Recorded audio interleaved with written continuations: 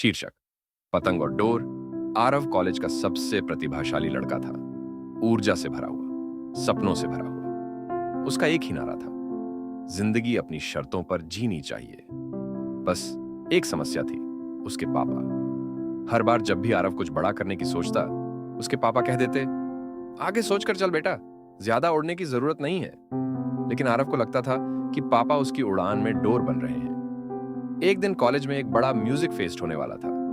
पूरे शहर से नए संगीतकार वहां आने वाले थे। आरव का सपना था कि वो एक मशहूर गायक बने। पापा, मुझे इस फेस्ट में परफॉर्म करना है।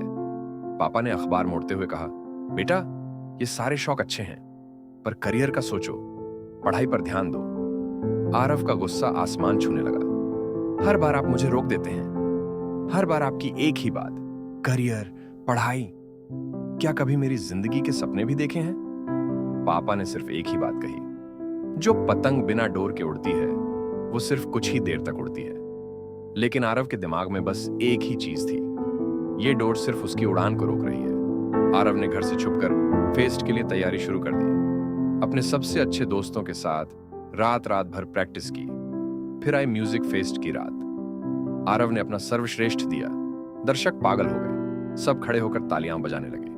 एक म्यूजिक प्रोड्यूसर भी वहां था, जिसने आरव को पसंद कर लिया। तू नेक्स्ट लेवल जा सकता है, बस एक शर्त है, तू कॉलेज और घर छोड़कर मुंबई शिफ्ट हो जा। आरव के अंदर उत्साह था। आखिरकार उसकी उड़ान शुरू हो रही थी।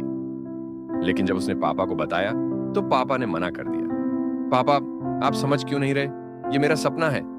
पापा ने सिर्फ एक पल के लिए उसे देखा और कहा, जब हवा तेज चलती है, तब डोर और जरूरी हो जाती है।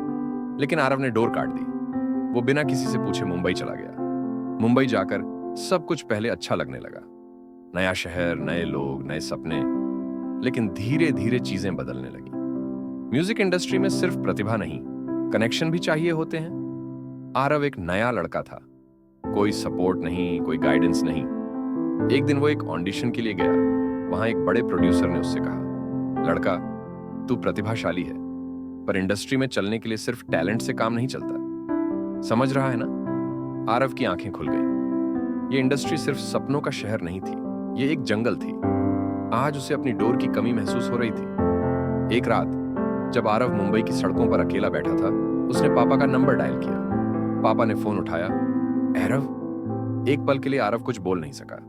फिर कहा, पापा, क्या पतंग अगर डोर से अलग हो जाए तो वापस आ सकती है? पापा चुप रहे।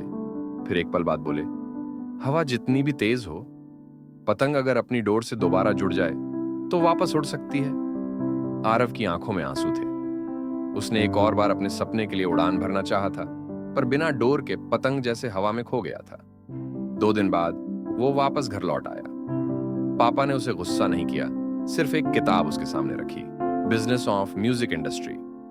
बेटा, सिर्फ उड़ना काफी नहीं, संभालना भी जरूरी है। अगर तुझे गायक बनना है तो इंडस्ट्री को समझना पड़ेगा। तुझे सिर्फ पतंग नहीं, एक उड़न भर इंसान बनाना है।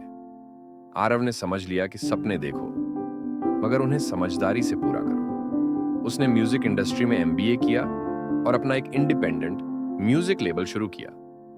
आज वो सिर्फ एक गायक नहीं, बल्कि नए कलाकारों का मेंटर भी था। उसकी पतंग अब भी उड़ रही थी, मगर अब एक मजबूत डोर के साथ। नैतिकता।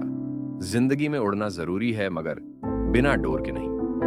अकेले सपने देखना आसान है, मगर उन्हें सही तरीके से पूरा करना जरूरी है। जब तक कंट्रोल और आजादी का बैलेंस नहीं होगा, पतंग गिरने में देर नहीं लगती।